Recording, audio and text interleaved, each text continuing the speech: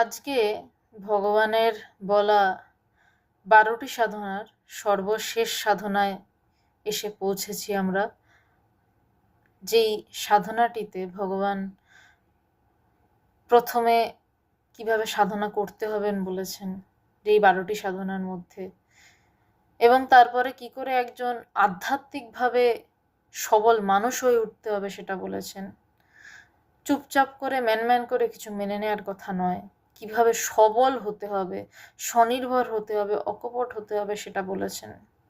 শেষে গিয়ে শেষের দিকের সাধনায় 10 নম্বর সাধনায় ভগবান কিভাবে মানুষ হতে হবে বলেছেন, অর্থাৎ জ্ঞান লাভ করে কিভাবে সম্পূর্ণ মানুষ হতে হবে বলেছেন। 11 নম্বর সাধনায় সাবধান করেছেন যেন পা না পিছলে। বলেছেন সবশেষে ছাড়তে হবে আধ্যাত্মিকতার অহংকার, যেই ফাঁদে পড়ে বেশিরভাগ সিদ্ধ সাধক পা হরকায় তাদের। বলতে মুখে আটকালো কিন্তু হরকায়। আমার চোখের সামনে বহু মানুষকে দেখা। কিন্তু এর থেকে পরিত্রাণের উপায় কি ভগবান বলেননি? না, এটা হতে পারে না। 12তম সাধনায় ভগবান খুব সহজ একটা পরিত্রাণের উপায় বলেছেন।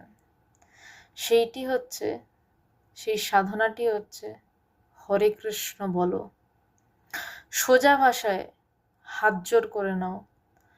তোমার যদি জ্ঞান লাভ হয়ে থাকে, তারপরেও যদি দেখার ক্ষমতা তিনি দেন, দেখো বলাটা ভুল, যদি ওই পার থেকে ক্ষমতা দেন যে তোমার অহংকার হচ্ছে, তোমার পতনের দিকে যাচ্ছে, সাথে সাথে নিজে চেষ্টা করো না যে আমি বিশাল কিছু আমি করে নেব, তাহলে সেটা যথার্থ জ্ঞানী নয়। যে যথার্থ জ্ঞানী তার হাত সব সময় জড়ো করা থাকে, যে আমি তোমার হাতের পুতুল, তুমি যেভাবে আমাকে নাচাবে আমি সেভাবে নাচবো, তুমি যেভাবে আমাকে হেলাবে আমি সেভাবে হেলবো।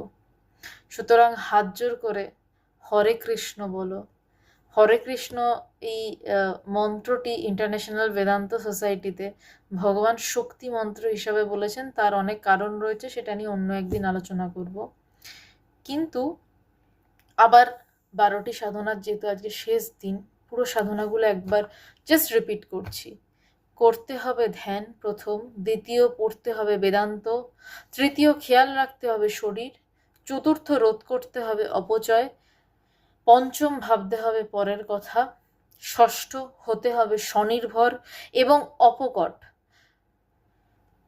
তারপরে অভ্যাস করতে হবে ভালোবাসার, এরপরে বাড়াতে হবে হৃদয়, এরপরের সাধনা বিশ্বাস রাখতে হবে ঈশ্বর, গুরু, শাস্ত্র ও নিজের উপর, এরপরের সাধনা হয়ে উঠতে হবে পুরো মানুষ। এই অবধি একটা আধ্যাত্মিক জ্ঞানী মানুষ তৈরি হলো।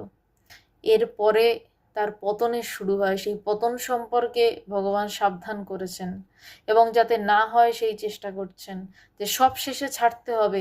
এই তার জ্ঞান লাভ হয়ে গেল, সমস্ত কিছুর পরে ছাড়তে হবে আধ্যাত্মিকতার অহংকার। আমি জ্ঞানী, এও অহংকার। আমি তার দাস, আমি তার ভক্ত, এটা অহংকার। কিন্তু এই অহংকারের মধ্যে পড়ে না। কিন্তু আমি বিশাল বড় একটা কেউ, আমার জ্ঞানী, আমি সব করে দিতে পারি, এই অহংকারে পড়লে পতন একদম পাহাড়ের চূড়ো থেকে নিচে নিশ্চিত। সেইখান থেকে বাঁচার উপায় একমাত্র হাত জোর করে থাকা। এবং হাত জোর করে থাকাও যায় না, তার কাছে প্রার্থনা করতে হয়, গুরু আমার হাতটা জোর করে রেখো তোমার কাছে, আমার যেন হাত প্রণাম হয়ে থাকে তোমার কাছে, আমার মাথা যেন তোমার পায়ে সর্বদা থাকে, এবং তার সাথে আমি যেন হরে কৃষ্ণ বলতে পারি। এই হরে কৃষ্ণ বলতে বলতে আমার হাত আপনি জোর হয়ে যায়, আপনি আপনি আমার হাত জোর হয়ে যায়, আমার মাথা তার পায়ে তিনি কেটে ফেলে দেন, যে যাতে আর কোনো রকম হাতছাড়া হওয়ার সম্ভাবনা না থাকে, যাতে সেই শিষ্য, সেই ভক্ত, সেই ভগবানের জনম জনমের দাস থাকে। আর জনম জনমের দাসের থেকে বড় কোনো পদ আছে কি? ভগবান হওয়ার চেষ্টা করবেন না, সাবধান করছি, হয় না। ভগবান সেই শক্তি নিয়ে জন্মান, অবতার পুরুষ সেই শক্তি নিয়ে জন্মান। বিবেকানন্দ হওয়ারও চেষ্টা করার দরকার নেই, আপনি যা আপনি তাই। আপনি আপনার গুরুর শিষ্য, এর থেকে বড় পরিচয় আপনার আছে? আপনি আপনার গুরুর হাতের পুতুল, এর থেকে বড় পরিচয় আছে? বিবেকানন্দ বিবেকানন্দ আমার অত্যন্ত শ্রদ্ধার, ভগবানের অত্যন্ত শ্রদ্ধার, কিন্তু সবাই অনুকরণ করতে যায়, দরকার নেই, করবেন না। সুতরাং জ্ঞান লাভ করার পরেও পতনের সম্ভাবনা আছে, সেখান থেকে বাঁচতে ভগবানের একাদশতম সাধনা, সব শেষে ছাড়তে হবে আধ্যাত্মিকতার অহংকার, অর্থাৎ হাত জোর করুন, হাত জোর করুন, হাত জোর করুন, তার পায়ের নিচে মাথা দিয়ে হাত জোর করুন যে আমাকে তোমার করে নাও। তাহলে পা পিছলানোর ভয় নেই, কারণ হাতটা তখন বাবা সন্তানের ধরেছে। সন্তান বাবার হাত ধরলে ছেড়ে যাওয়ার প্রশ্ন থাকে, বাবা যখন সন্তানের হাত ধরে সেই হাত ছাড়ে না। আজ 12টি সাধনার, ভগবান প্রদত্ত 12টি সাধনার আজকে এখানে সিরিজটি শেষ হলো। কোনো প্রশ্ন থাকলে অবশ্যই কমেন্টে করবেন, কিছু যদি গভীরভাবে জানার থাকে জিজ্ঞাসা করবেন, ব্যক্তিগতভাবে আমি তাদের সাথে কথা বলবো যদি আধ্যাত্মিকভাবে জানার থাকে। এরপর আরও হয়তো নতুন কিছু নিয়ে, জানি না কি বিষয়, তিনি কি বিষয়ের ভিতর থেকে ঠেলেন সেই বিষয় নিয়ে আসবো বা আসার চেষ্টা করবো, আসবো বলাটা ভুল।